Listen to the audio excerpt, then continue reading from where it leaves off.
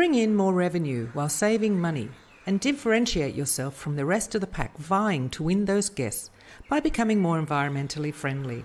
We will show you how easy it is and how cheap it can be, if not free, and share all the opportunities available. So join us each week as we take another step along the green path. That's one more step to differentiate yourself from the rest of the pack. The Green Path podcast is kindly sponsored by Sustonica, the first sustainability certification for vacation rentals that audits homes on their environmentally friendly setup, installs smart measuring tools for water, gas and electricity, and offers an iPad for guests to see their real-time consumption levels. Learn more at sustonica.com.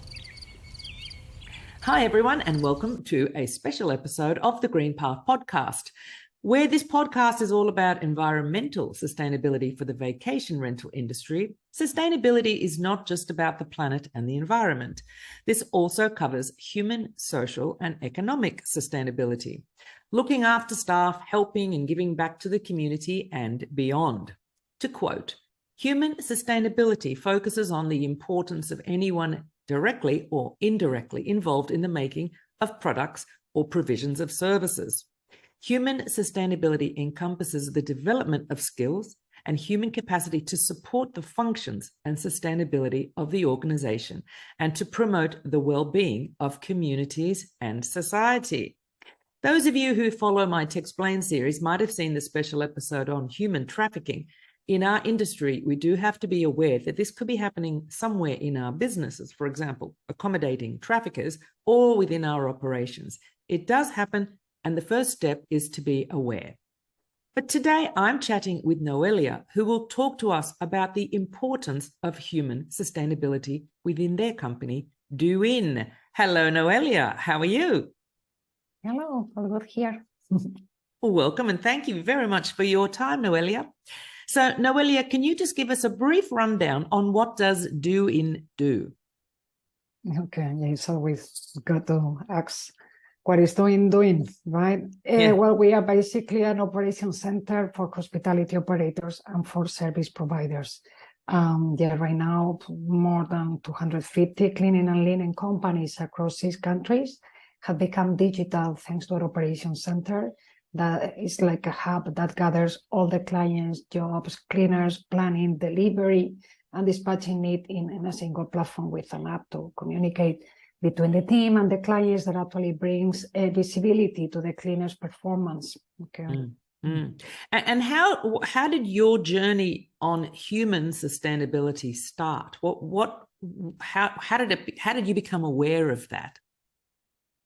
Well, I was living in Portugal when I founded Doinn, and it was actually very complicated to do things right, even for my private cleaning.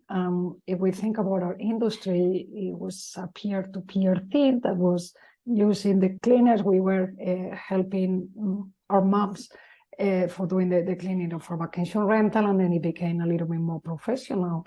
But yeah, it's not that easy sometimes to hire. It depends in which country, but in a lot of the countries in Europe, this is very, very complicated to hire someone for just a few hours. So it somehow belongs only to property managers that are quite big, that already have their in-house cleaners, or they are able to outsource to third-party companies. So you're saying, like, the bigger the company gets, like the cleaning company, the harder it is to actually know what's going on in terms of how they're looking after staff? Correct. Yeah, and still there is a long way to grow and to do things much better. Yeah. It's not easy. And as a manager myself, and there are a lot of things you have to do to get the people engaged. This feeling of belonging, the well done, more than you could do it better. There are really a lot of things to do. The thing is that when you are dealing with salespeople, it's quite easy to analyze their return or their sales, right? Their numbers. But when we are talking about cleaners, it's still a very manual thing, right? So unless you put some technology on top of that, it's not that easy to get data. And that's a little bit what we are doing, bringing this visibility for the performance, for the business. The cleaning companies, for example, one of the charts they have is the ROI, the return of the investment, how much money I'm making with this specific cleaner. So yeah, it's all about bringing data and data also in the operational part. In terms of dealing with cleaning companies or even individual cleaners, can you give us just some examples of human sustainability? So what are the different factors? Like, I think you mentioned pay before. Yeah, I mean, there is a lot of talk about sustainability and environmental. It obviously we support it, and we actually promote. We give preferential conditions and prioritize the services to green cleaning companies. We help them with the delivery, for example, and more than the 10% of the deliveries are made by bicycle, for example. But I will say that before natural resources are depleted, we are concerned about the sustainability of our industry due to the lack of social resources. And already this summer, both hotels and property managers were not able to put all the entire portfolio on the market because of the lack of people available to work in cleaning. And if there is no people available to work in the operational part because of the working conditions are not attractive, there is just not industry. It's really not sustainable, right? So we need to change something. So there is a certain aspect of human trafficking involved in getting cleaners on board. But are you saying that in terms of, pay and benefits and things like that within a cleaning company, they're not good enough to attract people? No, nowadays it's pretty easy to get a job in front of a computer with a script, right? And during the pandemic, a lot of people from Latin America went back to their countries from the US. And it doesn't make sense for them anymore to get back to working cleaning to the States. What for? If they can make money working in a call center for Europe. So yeah, we just need to change the conditions, but not only the economical part, but also the psychological part. They need to feel, I mean, it's like in any other industry, we make a big effort to retain the talent. And obviously there is a lot of talent in the cleaning industry as well. And we need to make an effort to keep them there, to keep them happy if we want the sustainability of our industry. And how do you go about that? How do you keep your cleaners happy? Well, from my point of view, with data, it's the same that I do with my team, right? If we analyze, if we get to an agreement that we are going to reach these goals, and every week we check how far are we from reaching these goals, then they feel they are important, and we need to take in mind what they are thinking that can be improving, and ask them and copy and analyze why this person is having a better performance, and just copy and repeat what that person is doing. So we just need to learn from our own job. It's just nobody is really looking to do this accountability in the cleaning industry. They're doing more in the hotels, for example, right? They have these 22 minutes per room and things like that. But still, they also want to improve those numbers. And it's not about being almost like a robot. It's just about sometimes we can do things better. And we might have them already in the team. It might be already happening. We just don't know about it. So yeah, that's what we are bringing with the technology. Yes, I suppose it is really about making the cleaners part of the team. I mean, they usually are no, they're not forgotten, but they have to understand how vital they are to the business, not just, the team, to the business functioning well. Yeah. For example, here in Singapore, where I live now, they release their master plan for 2030 to have the 40% of working people with disabilities employed by 2030. So that could be another choice as well, and that is also very important in the social part, right? You can see here plenty of riders delivering food in a mobility scooter. We know that a lot of our commercial laundry we work with, they have partnerships to work with people with disabilities. So it's really a matter of having the will to make it work and the data to understand that it is working. Otherwise, it's just, it's too personal, right? Yeah. That's great. I like this mobility scooter for deliveries. That's great. Everywhere.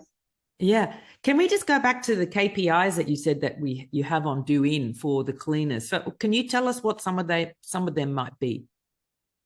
Well, it's not only for the cleaners, but for the cleaning company, right? So one of the things we help them a lot, for example, is with the delivery. So yeah, here not actually in Europe, we have a lot of these deliveries in urban. They're done by bikes, for example. Mm-hmm. So yeah, one of the KPIs we analyze is how long it takes to bring from the linen from this point to the other one. Mm-hmm. When we are talking about urban, we're talking about cleaning that are 1 hour, 1 hour and a half. So yeah, there's no time to do the laundry at home or things like that. We rent the linen and all the rotation of linen, clean linen and dirty linen can make a huge difference because the cleaners are waiting for it, Mm-hmm. and we have to avoid that. So yeah, that will be one part with the timing, but also with the pricing, with all the price of the gas these days, plus the prices for parking as well in the cities. Yeah, it makes a huge difference, right? Yeah. So more KPIs, yeah, performance, cost, and rentability. Take in mind also that we integrate the PMSs and the reservation calendars. So we actually can give them a lot of predictive data. So, well, it's pretty basic, but in 1 month, there will be this event and the reservations are increasing at 30%. So you actually need to start increasing your team to have a 30% more cleaners at this time, right? So yeah, it's just a matter of making things more accountable so they can really optimize, and they can be a strategy. There should be a strategy like in any other business. It has never been very, very clear on this one. Yeah. And given the shortage of cleaners, how do you know that a cleaning company is not using trafficked people? Is there a way to discover this? Well, it's not easy. For us, when we onboard a cleaning company, we ask them for a lot of documents. But to be honest, we don't know if that person is in fact the person that is doing the cleaning or is someone else, right? We are technology, and sometimes it's tricky for us to explain that we are not a cleaning company. We are just this technology bridge. But I believe that what makes us a big difference between us and other players in the market is that we actually select manually. There are a few people in charge of the procurement, right? So we make a kind of personal selection of the kind of companies we onboard. And I guess you can feel that if they are, how honest they are, how fast they are sending all the documents we are sending. But yeah, it's still pretty complex. And how small a company do you accept? So, for example, like, if a cleaning company has 5 cleaners, and let's say they take a little bit of time getting documents to you, would that raise a red flag for you? Yes. Well. And just out of interest, what sort of documents do you ask for? Well, depends on the country, right? In Spain, Portugal, we are talking about social security, we are talking about insurance, if they have any debt with the government or with any of the human resources, if they've been in charge of anything. That really depends on the country. Yeah. And Doinn is all working remotely, correct? Yes, sort of. So in the environmental factor, environmentally, you're pretty clean as well. Oh yes, definitely. Oh yes, I like that. I get out of my bed and I'm already in the office. Yeah. Yeah, most of us we do have an office in Madrid, in Lisbon, where a few of the people is meeting like once per week.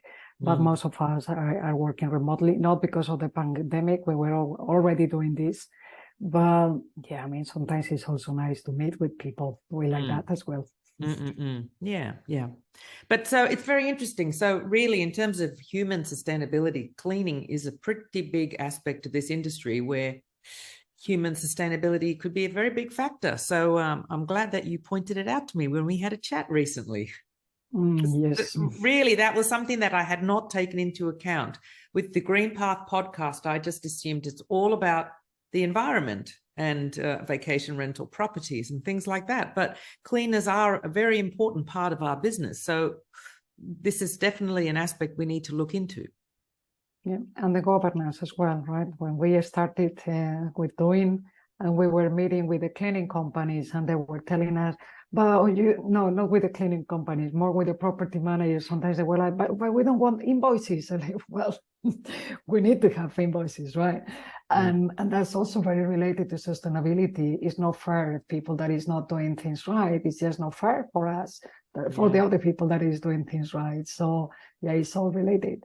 Obviously, human trafficking is awful, but there are other things that are really, really bad for the whole society. So yeah, let's do it well.